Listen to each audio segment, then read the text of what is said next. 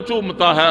میں نے پوچھا کہ بھائی یہ کپڑا تو اتنا قیمتی نہیں ہے، اس سے اچھے اچھے کپڑے پڑے ہوئے ہیں، آج تک کسی نے اس کو چوما نہیں ہے، اس کپڑے کو تو چومتا کیوں ہے؟ اس مسلمان ایمان والے بندے نے مجھے بتایا کہ بھائی اس کپڑے کی نسبت قرآن کے ساتھ ہے، اس کا جو لگن جو ہے قرآن کے ساتھ ہے، اس لیے میں اس کو چومتا ہوں۔ خدا نہ خواستہ اگر وہ غلاف زمین پر گرتا ہے، مسلمان تڑپ جاتا ہے، فوراً اٹھاتا ہے۔ میں نے کہا بھائی زمین پر تو کپڑے بڑے پڑے رہتے ہیں، اس کو کیوں اٹھاتا ہے؟ اس نے مجھے سمجھایا اس کی نسبت قرآن کے ساتھ ہے، جس چیز کی نسبت بھی قرآن کے ساتھ ہو جاتی ہے اس کو اللہ عظمت اور مقام اور شان عطا کرتا ہے، لہٰذا کپڑے کی نسبت قرآن کے ساتھ ہوئی، اللہ نے کپڑے کو عظمت عطا فرما دی، اس کی ویلیو اور وقت بڑھ گئی۔ اب کیا ہے؟ قرآن کے ساتھ نسبت کاغذ کی ہوئی کہ جس کاغذ پر قرآن پاک کے حروف لکھے جاتے ہیں اس کاغذ کی اب جو ہے نسبت قرآن کے ساتھ ہوئی، اب اس کاغذ کی وقت اور ویلیو بھی دوسرے کاغذوں سے جو ہے بڑھ گئی۔ بازار کے اندر ایک آدمی جا رہا ہے، اس کی نگاہ پڑتی ہے، ایک پھٹا پرانا کاغذ ہے، اس پر قرآن کی آیات لکھی ہوئی ہے، وہ فوراً تڑپ جاتا ہے، کاغذ کو زمین سے اٹھاتا ہے، اس کو صاف کرتا ہے، صاف کرنے کے بعد اس کو چومتا ہے، سینے سے لگاتا ہے، محفوظ مقام پر اس کو جو ہے رکھ دیتا ہے۔ میں نے پوچھا بھائی زمین پر تو 4 کلر کاغذ بھی پڑے ہوئے تھے، بڑے دلکش جو ہے کاغذ پڑے ہوئے تھے، ان کو تو اٹھاتا نہیں ہے، اس پھٹے پرانے کاغذ کو اٹھاتا ہے۔ اس ساتھ ایمان والے بندے نے مجھے سمجھا دیا بھائی اس کی نسبت قرآن کے ساتھ ہے، اس پر قرآن کے حروف لکھے ہوئے ہیں، اس لیے اس کو اٹھاتا بھی ہوں، صاف بھی کرتا ہوں، اس کو چومتا بھی ہوں، سینے سے بھی لگاتا ہوں۔ یہ قرآن کے ساتھ جس چیز کی نسبت ہوتی ہے اس کی عظمت مقام اور شان بڑھ جاتا ہے۔ یہ زمین پر کتنی لکڑیاں ہیں، کتنے درخت ہیں جن کو کاٹا جاتا ہے اور لکڑی کو مختلف مقاصد کے لیے استعمال کیا جاتا ہے، وہ کتنی خوش نصیب لکڑی کا ٹکڑا ہے جس کے اوپر قرآن پاک کو رکھ کر پڑھا جاتا ہے۔ جس تپائی کے اوپر قرآن کو رکھا جاتا ہے اس کے اوپر سے کوئی گزرنے لگتا ہے، اس کو فوراً روکا جاتا ہے کہ بھائی اس کے اوپر سے گزرو نہیں، اس کے اوپر قرآن پاک کو رکھ کر پڑھا جاتا ہے، اس کے اوپر بیٹھو نہیں، اس کا ادب و احترام ہے، اس کی نسبت قرآن پاک کے ساتھ ہے، اس کے اوپر اللہ کی لا ریب کتاب، اللہ کی عظمت والی کتاب، شانوں والی کتاب قرآن پاک کو رکھ کر جو ہے اس کی تلاوت کی جاتی ہے۔ تو لہذا اس چیز سے پتہ چلا قرآن پاک کے ساتھ جس کا بھی تعلق قائم ہوا ہے، جس کی نسبت بھی قرآن کے ساتھ ہوئی ہے، اللہ نے اس چیز کو عظمت اور مقام اور شان عطا کر دیا ہے۔ یہ قرآن پاک ہے اور ساری آسمانی الہامی کتابوں کی سردار کتاب ہے، اور جو ہے جس نبی اور رسول پر نازل ہوئی وہ نبی سارے نبیوں کا سردار نبی ہے۔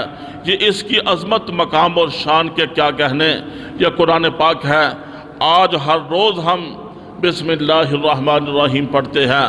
بسم اللہ الرحمن الرحیم کی عظمت اور مقام اور شان پر اگر بات کریں کئی گھنٹے بیت جا سکتے ہیں، لیکن بسم اللہ کی عظمت پر بات ہی مکمل نہیں ہو سکتی۔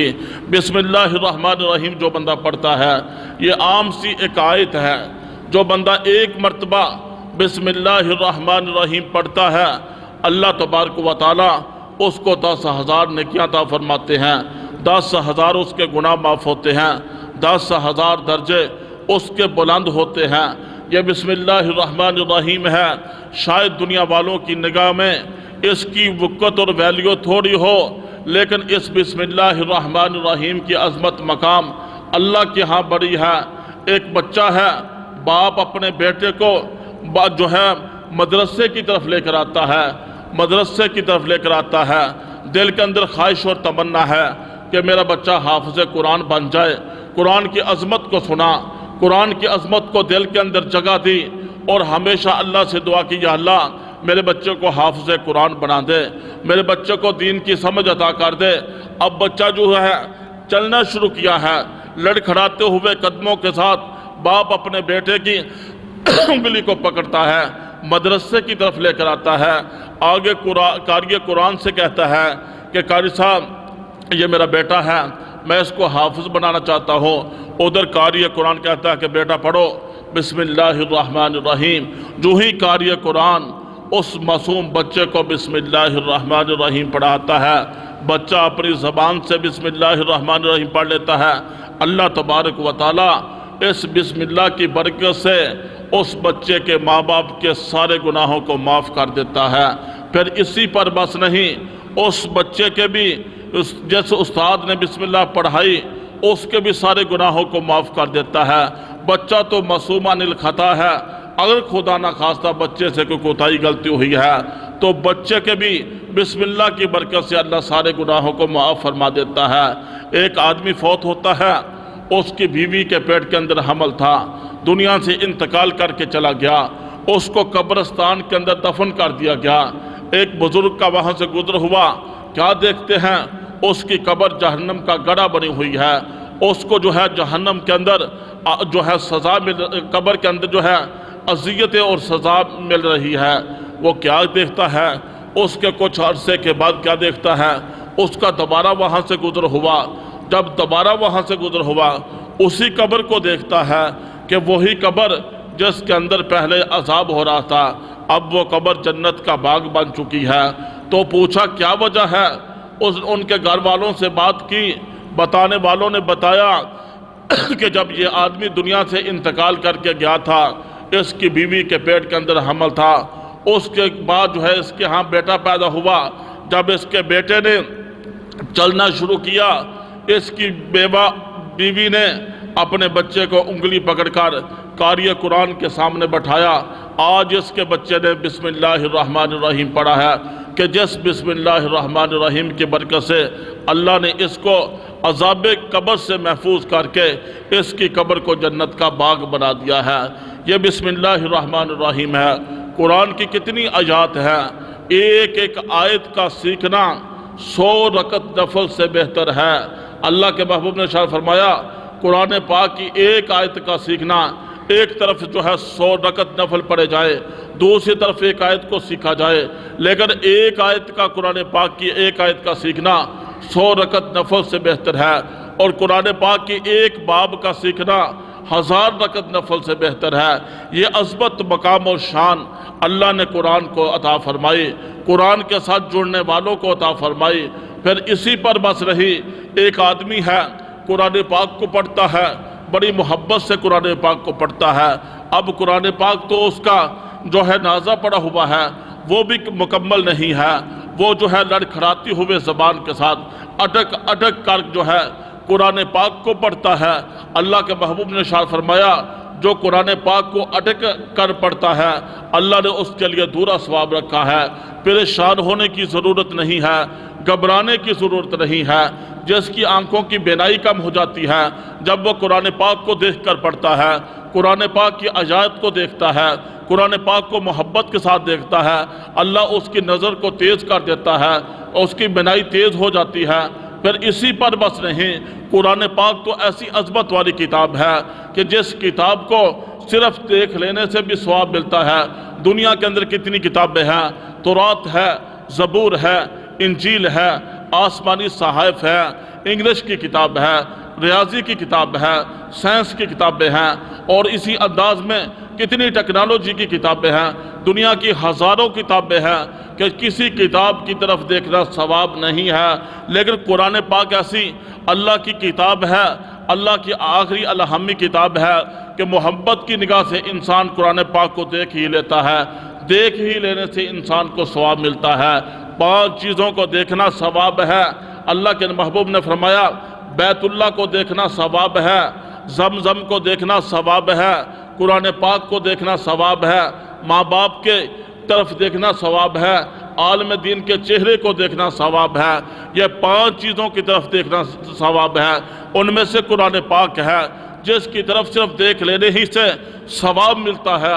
آج بزرگ بندے، آج جو ہے بوڑھے آدمی جو अपनी मसरूफियात को छोड़ करके अपनी जो है बीमारी के बावजूद, अपने बढ़ापे के बावजूद, अपनी परेशानी के बावजूद जो है लड़खड़ाते हुए कदमों के साथ, झुकी हुई कमर के साथ जब अल्लाह के घर की तरफ आते हैं, वहाँ नमाज की अदायगी करते हैं, नमाज पढ़ते हैं, उसके बाद बड़ा कुरान पाक खोलते हैं, कुरान पाक को देखते हैं, जो है अटक अटक कर पढ़ते हैं, एक तो उनको दूसरा सवाब मिलता है, दूसरा कुरान पाक की ज़ियारत करने की वजह से उनकी निगाह जो है तेज़ हो जाती है, तीसरा उनको देखने की वजह से भी सवाब मिलता है।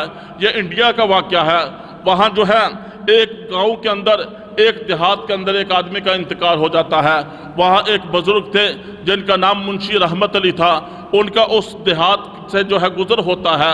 लोगों ने कहा, मुंशी रहमत अली साहब, हमारा जो है आदमी दुनिया से इंतकाल करके चला गया और मरते वक्त उसने वसीयत की है कि जब मैं मर जाऊं मेरा जनाजा मुंशी रहमत अली पढ़ाए, लिहाजा आप जो है हमारी मैयत का जनाजा पढ़ाएं। मुंशी रहमत अली उसका जनाजा पढ़ाते हैं। जनाजा पढ़ाने के बाद अपने हाथों के साथ उसको जो है मनो मट्टी के नीचे दफन कर देते हैं, बंद कर देते हैं। वापस घर में आते हैं, आकर जेब की तरफ देखते हैं, जेब के अंदर मुलाजमत का कार्ड था, वो कार्ड जेब के अंदर मौजूद नहीं है। परेशान हो जाते हैं, घर वालों से बात करते हैं कि भाई मेरा ख्याल है कि जिस वक्त मैयत को कब्र के अंदर उतार रहे थे, शायद उस वक्त मेरा कार्ड जो है मुलाजमत का कब्र के अंदर गिर गया है। अगर आपकी तरफ से इजाज़त है, कब्र को अभी अभी बंद किया है, उसको खोद लेते हैं और जो है मैं अपना कार्ड निकाल लेता हूँ। चनाचे जब कब्र को खोदा जाता है, क्या देखते हैं, वो कब्र जन्नत का बाग बन चुकी थी, फूलों से भरी हुई थी, खुशबू में महक रही थी। उसके ऊपर उस बुजुर्ग का कार्ड पड़ा हुआ था मुलाजमत का। उसके बाद मुंशी रहमत अली उसकी बीवी के पास आते हैं और पूछते हैं कि तेरे खामंद का कौन सा अमल था कि जिस अमल की वजह से आज उसकी कब्र जन्नत का बाग बनी हुई है। उसकी बीवी ने कहा, मुझे इसके निकाह में आए हुए 45 साल हो चुके हैं। ये आम मुसलमानों जैसा आम मुसलमान था, नमाज पढ़ता था, आम मुसलमानों जैसी इसकी ज़िंदगी थी, लेकिन इसका एक अमल ख़ास था, ये सुबह सवेरे उठता, फजर की नमाज अदा करता, फजर की नमाज अदा करने के बाद कुरान पाक इसको पढ़ना नहीं आता था, चंद सूरतें इसको आती थी, कुरान पाक को खोल कर बैठ जाता, उसके ऊपर उंगली फेरा करता था और कहा करता था, या अल्लाह ये भी तूने सच कहा, या अल्लाह ये भी तूने सच कहा। कुरान पढ़ना तो नहीं आता, कुरान को मोहब्बत की निगाह से देख रहा है, कुरान को सीने से लगाता है, कुरान का बोसा देता है, कुरान से मोहब्बत का इजहार करता है और ज़बान हाल से कहता है, अल्लाह ये भी सच कहा, ये भी सच कहा, ये भी सच कहा। उस पर मुंशी रहमत अली अल्लाह के वली थे, वो समझ जाते हैं इसी अमल की वजह से, कुरान के साथ मोहब्बत की वजह से अल्लाह ने इसकी कब्र को जन्नत का बाग बना दिया है। यह कुरान पाक की तरफ देखने से भी सवाब मिलता है। दुनिया की कोई दूसरी किताब नहीं कि जिसकी तरफ देखने से सवाब मिलता हो, लेकिन एक ही किताब है जिसको कुरान पाक कहा जाता है कि जिसकी तरफ इंसान मोहब्बत की निगाह से सिर्फ देख ही लेता है, देख ही लेने से इंसान को सवाब मिलता है। फिर इसी पर बस नहीं, दुनिया के अंदर कितनी किताबें हैं जिनको हम पढ़ते हैं, एक किताब को एक मरतबा पढ़ लिया, दोबारा पढ़ने को जी नहीं चाहता, एक किताब को 2 मरतबा पढ़ लिया, दोबारा पढ़ने को जी नहीं करता। लेकिन कुरान पाक एक ऐसी वाहिद किताब है कि जिसको एक मरतबा पढ़ो मज़ा और आता है, दूसरी और तीसरी मरतबा पढ़ो मज़ा और आएगा, नवाफल के अंदर पढ़ो मज़ा और आएगा, तरावी के अंदर पढ़ो मज़ा और आएगा, फ़राइज़ के अंदर पढ़ो मज़ा और आएगा। कुरान को पढ़ते जाओ, पढ़ते जाओ, इसका मज़ा जो है बढ़ता जाएगा, बढ़ता जाएगा, बढ़ता जाएगा। अल्लाह के महबूब सल्लल्लाहु अलैहि वसल्लम ने इरशाद फरमाया, जो कुरान पाक को अटक अटक कर पढ़ता है, मुशक्क़त के साथ पढ़ता है, उसके लिए अल्लाह ने दूरा सवाब रखा है। फिर इस कुरान पाक को जो अपने सीने के अंदर महफूज कर लेता है, उसको हाफ़िज़ कुरान कहा जाता है, हाफ़िज़ कुरान कहा जाता है। जिसने कुरान पाक को अपने सीने के अंदर महफूज किया, उसको हाफ़िज़ कुरान कहा जाता है। और हाफ़िज़ कुरान की अज़मत, मकाम और शान को कल क़यामत वाले दिन पूरा ज़माना देखेगा। आदम अलैहिस्सलातु वस्सलाम से लेकर आखिरी इंसान जो है वहाँ देखेगा کہ یہ حافظ قرآن ہے، دنیا والوں کی نظر میں شاید حافظ کی عظمت مقام کم ہے، لیکن اللہ کے ہاں حافظ قرآن کی عظمت مقام اور شان بہت بلند و بالا ہے، عرف و اعلیٰ ہے۔ اللہ تبارک و تعالی حافظ قرآن کو بلائیں گے، ان کے والدین کو بلائیں گے، اور بلانے کے بعد حافظ قرآن کے ماں باپ کے سروں کے اوپر ایسا تاج پہنائیں گے کہ جس کی روشنی سورج اور چاند سے بھی زیادہ ہوگی۔ اس وقت پورا زمانہ دیکھے گا، لوگ دیکھیں گے شاید یہ نبی اور رسول کو عظمت اور مقام مل رہا ہے۔ اس وقت بتایا جائے گا کہ نہیں نہیں نہیں، یہ وہ دنیا کا غریب آدمی تھا، دنیا کا تاجر آدمی تھا، دنیا کا وہ مزدور آدمی تھا، دنیا کا جو ہے ایمان والا مسلمان آدمی تھا، جس نے دنیا کے اندر رہتے ہوئے سب کچھ برداشت کیا، اپنے بچے کو حافظ قرآن بنایا۔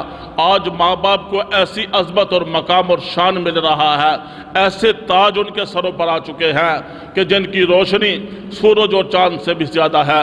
جس حافظ قرآن نے خود پڑھا، اس کے اوپر کیسا شاندار تاج آئے گا۔ اللہ کے محبوب نے ارشاد فرمایا، اللہ کے محبوب نے ارشاد فرمایا، تین قسم کے لوگ ایسے ہیں، تین قسم کے لوگ ایسے ہیں جو قیامت والے دن حساب و کتاب سے آزاد ہوں گے۔ ان میں سے نمبر ایک مؤذن ہے جو صرف اللہ کی رضا کے لیے لوگوں کو نماز کے لیے بلاتا ہے۔ نمبر دو حافظ قرآن ہے جس نے صرف اللہ کی رضا کے لیے حفظ کیا اور لوگوں کی امامت کی۔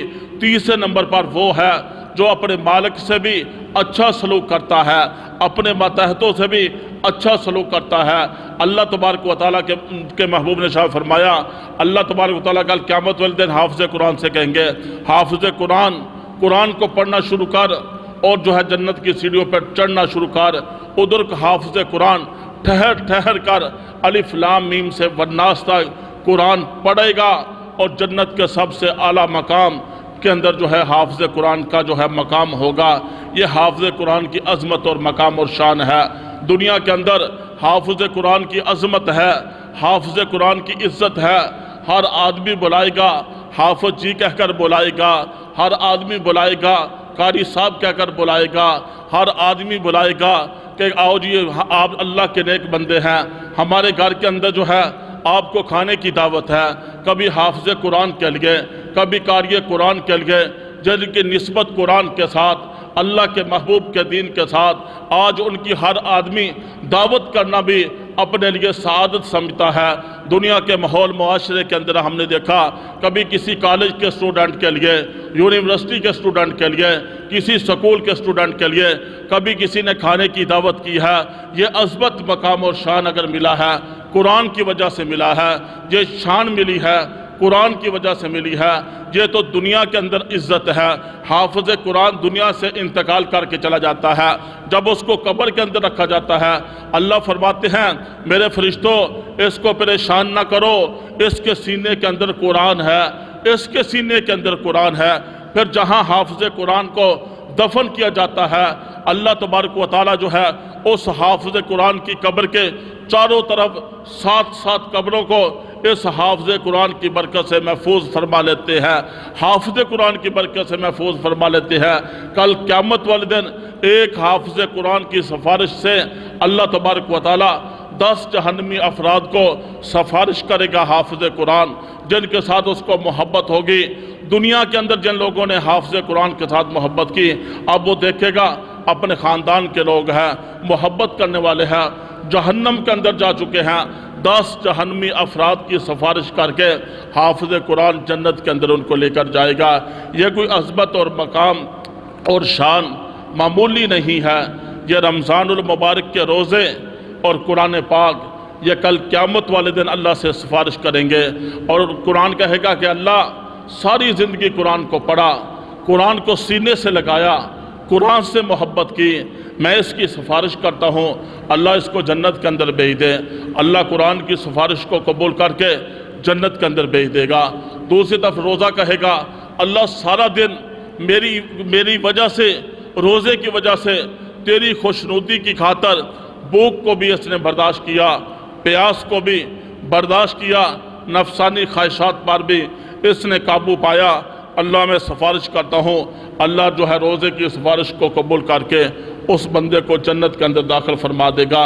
یہ روزہ ہے جنت کے 8 دروازے ہیں، ان میں سے ایک دروازے کا نام الریان ہے، جس میں سے صرف روزہ دار ہی جنت کے اندر داخل ہوگا۔ یہ قرآن پاک ہے۔ اللہ تبارک و تعالیٰ نے قرآن پاک کو اتنی عظمت، مقام اور شان عطا فرمایا کہ دنیا کے اندر آسمانی کتابیں نازل ہوئی، تورات، زبور، انجیل، آسمانی صحائف نازل ہوئے۔ اللہ نے وقت کے نبی کو کتاب دی اور فرمایا کہ اس کی حفاظت بھی تو خود کر، لیکن وہاں اس وقت کے لوگوں نے تورات کو بدل دیا، زبور کو بدل دیا، انجیل کو بدل دیا، آسمانی صحائف کو بدل دیا۔ لیکن جب قرآن پاک کے نزول کی باری آئی، اللہ تبارک و تعالیٰ نے ارشاد فرمایا اِنَّا نَحْنُ نَزَّلْنَا الذِّكْرَ وَإِنَّا لَهُ لَحَافِظُونَ، اے میرے محبوب، ہم نے ہی قرآن پاک کو نازل کیا ہے، ہم ہی اس کی حفاظت کرنے والے ہیں۔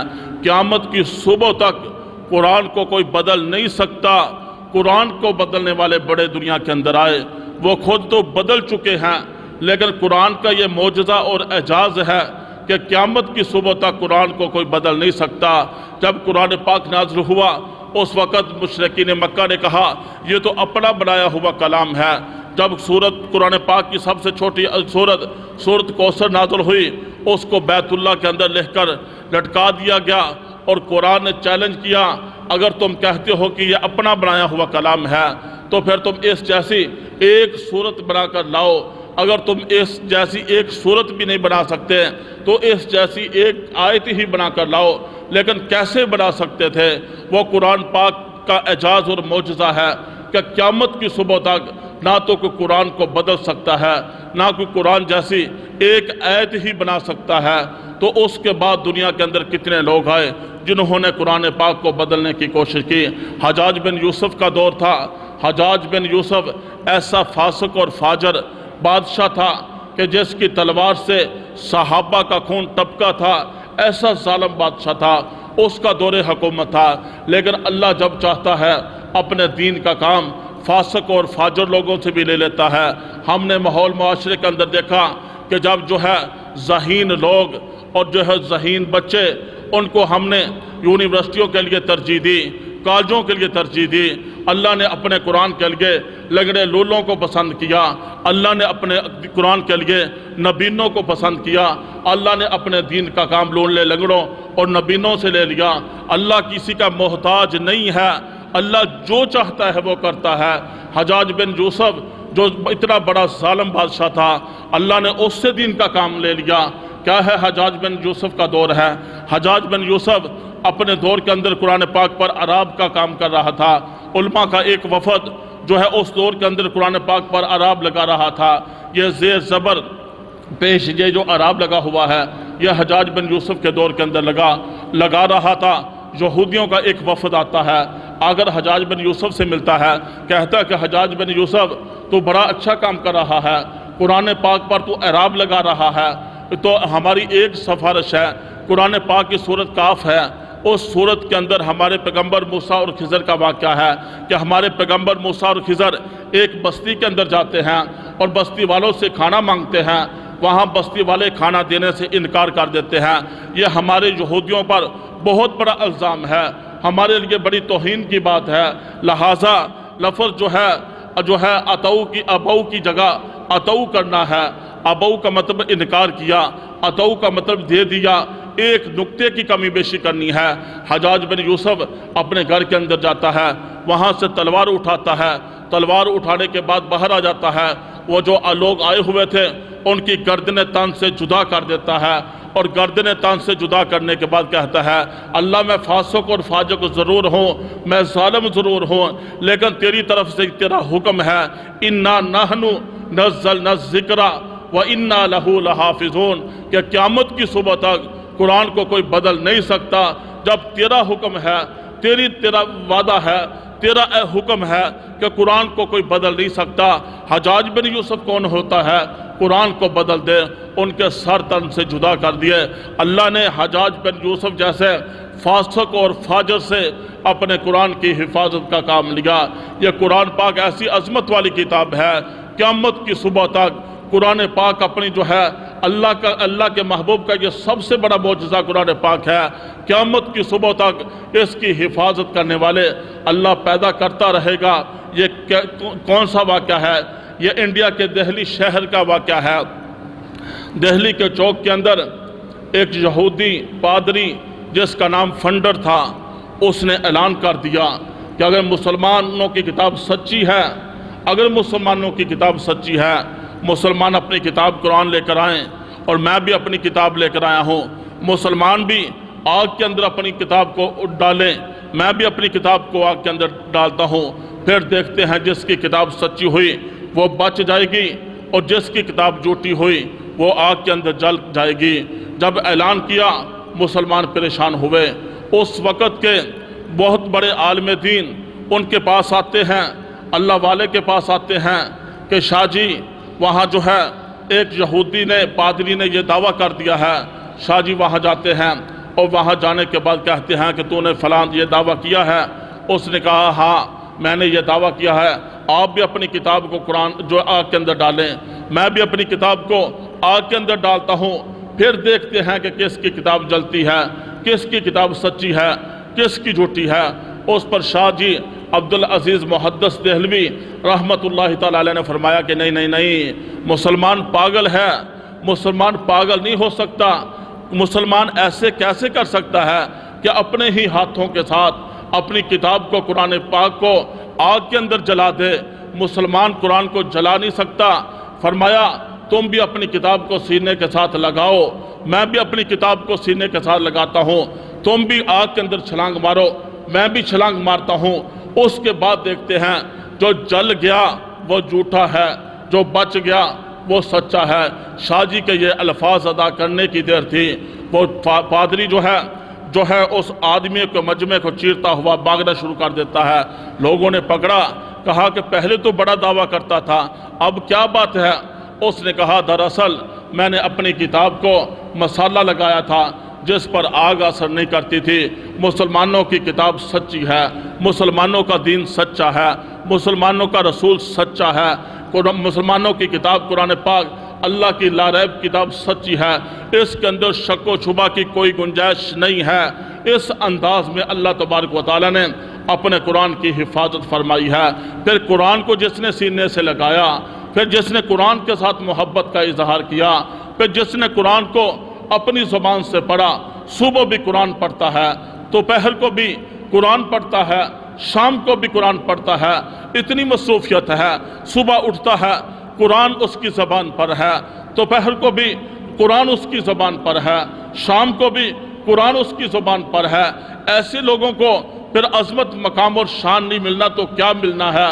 یہ کون ہے؟ امام اعظم کوفی رحمت اللہ تعالیٰ علیہ ہے، جن کی زبان پر ہر وقت قرآن کی آیات ہوا کرتی تھی، جس طرح آج کل حافظ قرآن کی زبان پر صبح سے شام تک قرآن کی آیات ہوتی ہے۔ صبح سویرے اٹھتے ہیں، تہجد کے وقت بھی سپارہ پڑھتے ہیں، اس کے بعد جو ہے سحری کے بعد بھی قرآن پڑھتے ہیں، دوپہر کو بھی منظر یاد کرتے ہیں، مغرب کے بعد بھی منظر یاد کرتے ہیں، رات کو مصلی رسول پر کھڑے ہو کر نماز تراویح کے اندر قرآن پڑھتے ہیں۔ یہ وہ لوگ ہیں جنہوں نے دنیا کے اندر رہتے ہوئے عظمت مقام اور شان پایا۔ یہ امام اعظم کوفی رحمت اللہ تعالیٰ علیہ ہیں۔ اس وقت ان کی بھی قرآن پڑھنے میں بڑی مصروفیت تھی۔ کیا ہوتا ہے؟ ان کے منہ سے اچانک خوشبو آنا شروع ہو جاتی ہے، لوگ پریشان ہو جاتے ہیں کہ بھائی عجیب بات ہے، لوگوں کے منہ سے تو بدبو آتی ہے، اس کے منہ سے خوشبو آتی ہے، عجیب بات ہے۔ پوچھتے رہے، آخر بار بار پوچھنے کے بعد امام اعظم کوفی رحمت اللہ تعالیٰ علیہ فرماتے ہیں کہ لوگوں میں تمہیں کیا بتاؤں، قرآن کے ساتھ میری نسبت، قرآن کے ساتھ میری محبت، قرآن کے ساتھ میرا تعلق، اور قرآن میرے سینے کے اندر موجود، جس کو صبح سے شام تک اپنی زبان کے ساتھ میں پڑھا کرتا تھا، اس کو سینے سے لگایا کرتا تھا، اس کا بوسہ دیا کرتا تھا اور محبت اس کے ساتھ کیا کرتا تھا، قرآن کے ساتھ نسبت والوں کے ساتھ محبت کیا کرتا تھا۔ آج کیا بات ہے؟ ایک دن رات کو میں سوتا ہوں، اللہ کے محبوب صلی اللہ علیہ وآلہ وسلم کی خواب کے اندر مجھے زیارت ہوتی ہے۔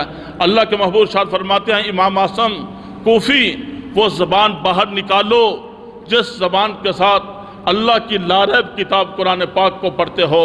ساری زندگی قرآن پڑھنے پڑھانے میں گزر گئی، اس زبان کو باہر نکالو۔ جب میں نے زبان باہر نکالی، اللہ کے محبوب نے میری زبان کا بوسہ دیا، اور جس وقت سے اللہ کے نبی نے میری زبان کا بوسہ دیا ہے، میرے منہ سے اس وقت سے خوشبوئیں آ رہی ہیں، خوشبوئیں آ رہی ہیں۔ یہ قرآن کوئی معمولی کتاب ہے۔ امام اعظم ابو حنیفہ رحمۃ اللہ تعالی علیہ رمضان المبارک کے اندر 61 قرآن پاک مکمل کیا کرتے تھے، 61 قرآن پاک، جو پیران پیر شیخ عبد القادر جیلانی محبوب سبحانی، آج ہر آدمی عقیدت اور محبت کے ساتھ ان کا نام لیتا ہے، اور 10 سال تک انہوں نے سوکھے ٹکڑے کھائے، سوکھی روٹیاں کھائی، پانی پیا، اس قرآن کو سینے سے لگایا ہے۔ آج ان کی عظمت مقام شان دنیا کے اندر بلند و بالا ہے۔ یہ وہ لوگ تھے جنہوں نے دنیا کے اندر قرآن پاک کے ساتھ اپنی نسبت کو قائم کیا، قرآن پاک کے ساتھ محبت کر کے دکھائی، اور قرآن پڑھنے پڑھانے والوں کے ساتھ محبت کر کے دکھائی، اور قرآن پڑھنے پڑھانے کا وہ ذریعہ بن گیا۔ آج بھی امت کے لوگوں کو پیغام ہے، اللہ نے جن کو اولادیں دی ہیں، اپنی اولادوں کو حافظ قرآن بنا لو۔ یہ زندگی ختم ہونے والی ہے، یہ زندگی فنا ہونے والی ہے، ایک لمحے کا بھی بھروسہ نہیں، آنکھ کو جھٹکا دینے کا بھی، پلک کو جھٹکا دینے کا بھی بھروسہ نہیں کہ کب موت آ جائے گی۔ موت کے بعد منو مٹی کے نیچے جانا پڑے گا، اور وہاں تنہائی کے مسکن میں جو ہے اللہ کے فرشتوں کے سوالوں کے جواب دینا پڑیں گے۔ میدان محشر میں اللہ کے حضور پائی پائی کا حساب دینا پڑے گا۔ کیوں نہ ہو ہم اپنی دنیا کو قیمتی بنائیں، اپنے وقت کو قیمتی بنائیں، اپنی صبح اور شام کو قیمتی بنائیں، اپنے دن اور رات کو قیمتی بنائیں، اپنی نسبت کو قرآن کے ساتھ لگائیں، اور اپنے بچوں کو اللہ نے اولادیں دی ہے، یہ بہت بڑی نعمت ہے اولاد کا مل جانا۔ کیوں نہ ہم اپنے بچوں کو حافظ قرآن بنائیں، عالم دین بنائیں۔ کل قیامت والے دن ایک حافظ قرآن 10 جہنمی افراد کی سفارش کر کے جنت کے اندر ان کو داخل کرے گا۔ ایک عالم دین جس کے سینے کے اندر نبوت کا علم ہے، 70 جہنمی افراد کو سفارش کر کے جنت کے اندر داخل کرے گا۔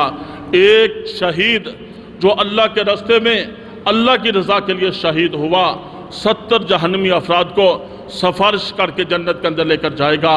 ایک اور بھی سفارش ہے، جن کے معصوم بچے، بیٹا ہے، بیٹی ہے، ابھی معصوم ہے، دنیا سے انتقال کر کے چلے جاتے ہیں، انتقال کر کے چلے جاتے ہیں۔ جن کے بچے ہوتے ہیں، اپنے بیٹے کی وفات پر وہ صبر کرتے ہیں، صبر کرتے ہیں۔ اللہ کے محبوب صلی اللہ علیہ وسلم کا پیارا بیٹا ابراہیم جب دنیا سے انتقال کر کے گئے، محبوب اپنی آنکھوں سے آنسو بہا رہے تھے اور فرما رہے تھے کہ اللہ تیری تقدیر پر میں راضی ہوں، اے ابراہیم تجھے میں اللہ کے سپرد کرتا ہوں۔ یہ جدائیاں ہوتی ہیں، یہ دل کے ٹکڑے ہوتے ہیں، یہ دل کے پھول ہوتے ہیں، جن کے معصوم بچے دنیا سے چلے جاتے ہیں، ان کے ماں باپ پھر اس پر صبر کرتے ہیں کہ اللہ کا حکم ہے، اللہ نے ہی دیا تھا، اللہ کے حکم پر اللہ نے اپنی امانت واپس لے لی، صبر کرتے ہیں۔ اللہ جاننے کے باوجود فرشتوں سے فرماتے ہیں، میرے فرشتوں بتاؤ، بچے کو لے لیا، ان کے دل کے ٹکڑوں کو لے لیا، ان کے پھولوں کو لے لیا، ماں کی گود کو خالی کر دیا، میرے فرشتوں بتاؤ انہوں نے کیا کیا؟ فرشتہ کہتے یا اللہ انہوں نے صبر کیا، صبر کیا، صبر کیا۔ اللہ فرماتے ہیں کہ میرے فرشتوں جنت کے اندر ماں باپ کے لیے ایک عالی شان محل بنا دو، اس کا نام بیت الحمد رکھ دو، اور قیامت والے دن وہ والدین جن کے معصوم بچے دنیا سے چلے جاتے ہیں، بیت الحمد محل کے اندر جنت کے اندر اللہ تبارک و تعالی یہ معصوم بچے ہیں، یہ اپنے ماں باپ کی سفارش کر کے جنت کے اندر داخل کریں گے۔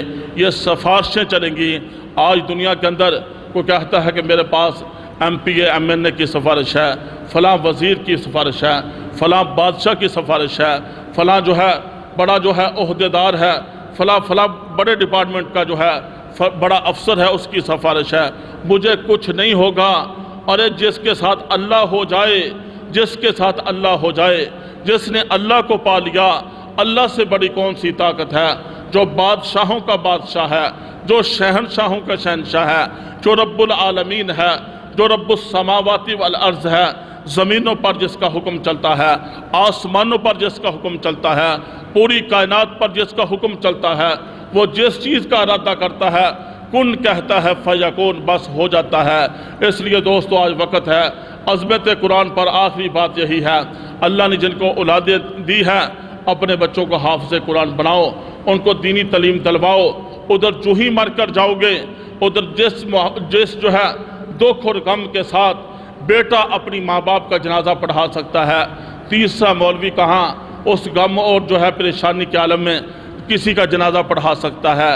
کہ ایک جو ہے بڑے بڑے لوگ دنیا کے اندر آئے، علماء نے کتابوں کے اندر لکھا، PhD ڈاکٹر ہے، بڑے بڑے دنیا کے بادشاہ ہیں، کہ دنیا سے ان کے ماں باپ جاتے ہیں، ان بیچاروں کو جنازہ پڑھنا نہیں آتا۔ دین جب سکھایا ہی نہیں، دین کے ساتھ محبت کی ہی نہیں، اپنے بچوں کو دین پر لگایا ہی نہیں، تو اب مرتے وقت الوداع وہ کیسے کہیں گے؟ ان کو آخری الوداع کہنے کا طریقہ جب سکھایا ہی نہیں، تو دوستو پھر ایسے ہی حالات ہوتے ہیں۔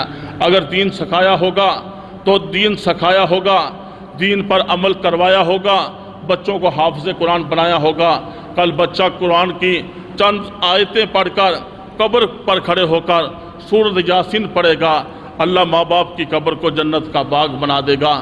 یہ صدقہ جاریہ ہے، صدقہ جاریہ اس کو کہا جاتا ہے جو مرنے کے بعد ہمیشہ ہمیشہ کے لیے بندے کو کام آنے والی چیز ہے۔ حدیث مبارکہ کے اندر آتا ہے انسان مر جاتا ہے، مرنے کے بعد سارے عمل ختم ہو جاتے ہیں، لیکن 3 عملوں کا ثواب مرنے کے بعد بھی ملتا رہتا ہے۔ نمبر 1 ان میں صدقہ جاریہ ہے۔ صدقہ جاریہ یہ سارے صدقہ جاریہ کے کام ہے۔ کسی نے مسجد بنا دی، مدرسہ بنا دیا، درخت لگا دیا، پانی کا انتظام کر دیا، یہ جب تک لوگ فائدہ حاصل کرتے رہیں گے لگانے والے کرنے والے کو اس کا فائدہ پہنچتا رہے گا۔ دوسرے نمبر پر وہ علم جس سے لوگ فائدہ حاصل کرتے رہیں، کسی کو حافظ قرآن بنا دیا، دین کا علم پڑھا دیا، جب پیچھے پڑھتے پڑھاتے رہیں گے پڑھانے والے کو اس کا فائدہ مرنے کے بعد پہنچتا رہے گا۔ تیسرے نمبر پر نیک اولاد ہے۔ اگر کسی نے پیچھے نیک اولاد چھوڑی ہے، جب نیک اولاد اپنے ماں باپ کے لیے ندامت کے آنسو بہائے گی، اپنے ماں باپ کے لیے صالح ثواب کرے گی، اپنے ماں باپ کے لیے مغفرت کی دعا کرے گی، ضرور اللہ ماں باپ کی قبر کو جنت کا باغ بنا دے گا۔ اس لیے دوستو آج ہمارے پاس وقت ہے، ان علماء کی قدر کرو، حفاظ کی قدر کرو۔ کہیں دنیا کے پروپیگنڈے کے اندر آ کر، دنیا کے میڈیا کے پروپیگنڈے کے اندر آ کر آج علماء کی توہین نہ کر بیٹھیں، قاری قرآن کی توہین نہ کر بیٹھیں، شاعر اسلام کی توہین نہ کر بیٹھیں، کہیں جو ہے ہماری ناکامی کے لیے یہی کافی نہ ہو جائے، یہ جہنم کے اندر لے جانے کا ذریعہ نہ بن جائے، بلکہ قرآن والوں کے ساتھ محبت کرو، دین والوں کے ساتھ محبت کرو۔ یہ علماء انبیاء کے وارث ہیں، یہ مصلی رسول کے وارث ہیں، یہ سردار ہیں، یہ کوئی غلام نہیں ہے، یہ کوئی عام نہیں ہے۔ آج ہم دیکھتے نہیں ہیں، چودھری بھی پیچھے ہے، ذمہ دار بھی پیچھے ہے، MPA MNA بھی پیچھے ہے، جس کے سینے کے اندر قرآن ہے، غریب کا چاہے مزدور کا بیٹا ہے، وہ مصلی رسول کے اوپر ہے۔ اللہ نے یہ عظمت کس وجہ سے بڑھائی ہے؟ قرآن کی وجہ سے عظمت کو بڑھایا ہے، قرآن کی وجہ سے عظمت کو بڑھایا ہے۔ اس لیے قرآن کے ساتھ محبت کرو، اپنی محبت کا اظہار کرو، اور قرآن جو پڑھتے پڑھاتے ہیں ان کے ساتھ محبت کرو، ہمیشہ ہر لحاظ سے ان کے ساتھ تعاون کرو، اور دل کے اندر یہ سوچو کہ میری محنت کے ساتھ، اگر میری جو ہے کھانا کھلانے کے ساتھ، میری جو ہے ایک یتیم غریب بچے کو خرچہ دینے کی وجہ سے اگر وہ بچہ حافظ قرآن بن جاتا ہے تو میرے لیے یہ صدقہ جاریہ ہے۔ اگر کوئی انسان کسی پڑھنے والے کے اور جو ہے قرآن سیکھنے والے کے راستے میں رکاوٹ بنتا ہے، ہو سکتا ہے اس کی بربادی کے لیے یہی کافی ہو۔ اللہ کے محبوب نے ارشاد فرمایا خیرکم من تعلم القرآن وعلمہ، تم میں سے بہترین شخص وہ ہے جو قرآن سیکھے اور دوسروں کو سکھائے۔ دنیا